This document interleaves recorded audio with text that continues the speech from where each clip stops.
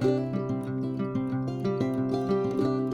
boys and girls, it's Mr. Mark again. We're going to do another tip for you, another way to make your slides look good. Today I want to show you how to make a timeline in your notes. So go ahead and today you can just go straight to slides and you can open up your copy of your work here. And you're going to come to your next blank slide. So we've got our work from yesterday already done. And now we're going to, let's say we want to make a timeline today. Okay, so a timeline is done with essentially two different parts. You need to make lines and then you need to make text boxes. So we're going to start by making one line. So I'm going to go up here to my plus sign. And then I'm going to click right down here. You have to scroll down a little bit, but you're going to click on line. And we're going to make just a basic line, okay? And it always drops you in like this. So the first thing I'm going to do is grab each end and kind of straighten it out a little bit, just like that. And just like we did yesterday, remember how we could make the outside edge of a box thicker? We're going to make our line a little bit thicker too. So I'm going to click there, and again we call this line weight. And you're going to just bump this up to like 4 or 5 to give it some thickness, okay? And so there now is the beginning of our timeline, okay? I hope I didn't say number line at the beginning. It is very possible I said that and meant to say timeline the whole time. So we'll come back to the lines in just a moment, but now we're going to go back to something we're familiar with, which is adding text boxes. So in my timeline, I have 6 different timelines, 6 different parts to my timeline. So I'm going to click here and I'm going to make a text box for each of those 6 things, okay? So I'll click on a text box, and just like it did yesterday, it drops this down.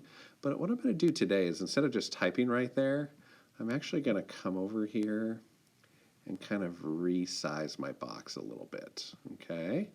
And my very first box on my timeline, I'm writing about the Missouri River flood. The very first box, it says, during the spring, that heavy snow and rain raised the levels of the Missouri River. Okay, this is kind of how it all started. Remember, a timeline kind of shows things in order. And so this is going to kind of be the first one that I want. Now, just like we did yesterday, we can take this box here, come over here and do a couple things with it. We can show the outline of the box by pressing right there. And again, I'll just bump that up to a 4.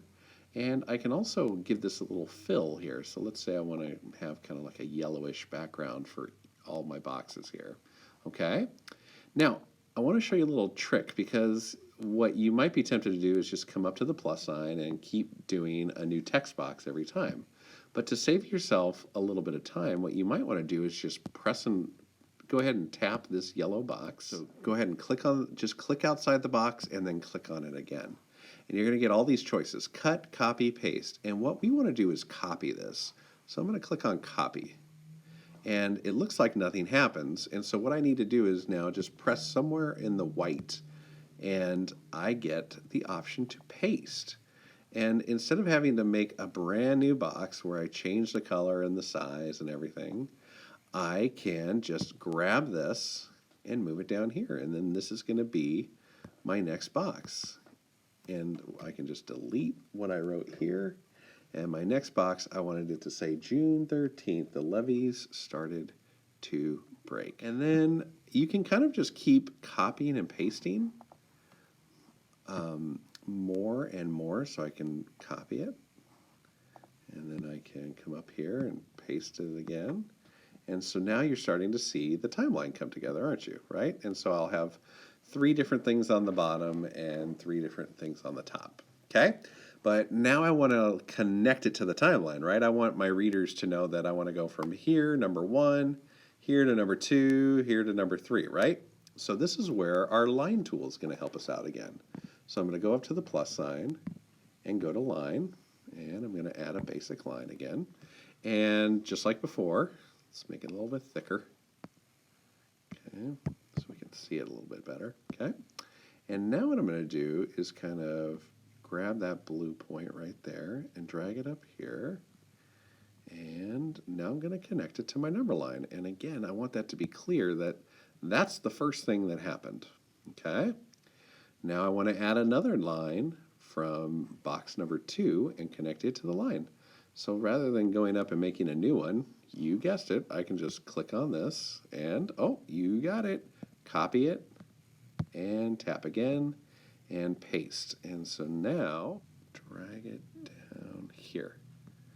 I'll just make that a little bit shorter there. And there you go. And now you can start to see that the order of my timeline. Okay? So when it's all said and done, you might have something that looks like this. And you can see here I've got my 1, 2, 3, 4, 5, 6 boxes, all with my information. And the lines kind of guide your eyes, right? This is first, this is second, third, fourth, fifth, sixth. So it's just line tool all in the middle, text boxes all around here. I put a text box up here to give myself a title.